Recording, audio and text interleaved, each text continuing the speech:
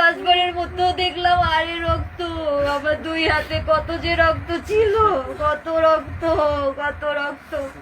আমার হাজবেন্ড অনেক কষ্ট পেয়ে মারা গেছে, অনেক কষ্ট পেয়ে মারা গেছে। আমি জীবনে ভুলতে পারবো না, আমার সারা জীবনের আক্ষেপ থাকবে।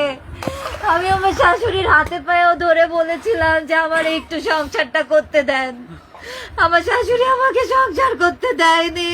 আমার আক্ষেপ থেকে যাবে, আমার বয়স 20, আমার সারা জীবনের আফসোস থেকে যাবে আমার হাজবেন্ডকে নিয়ে, যাকে আমি জীবনে প্রথমবার ভালোবেসেছিলাম।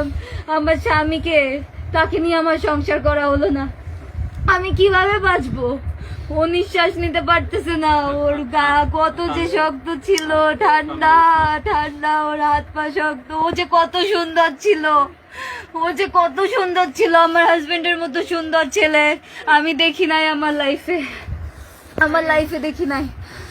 ও আর আসবে না, ও আমাকে এসে জড়িয়ে ধরবে না। ও যাওয়ার আগে আমাকে একবার বলেও গেল না, যাওয়ার আগে আমার একবার হাগও করলো না, জড়িয়েও ধরলো না। ও নিজের মতো চলে গেল। কত অভিমান, কত কষ্ট নিয়ে যে ও চলে গেল,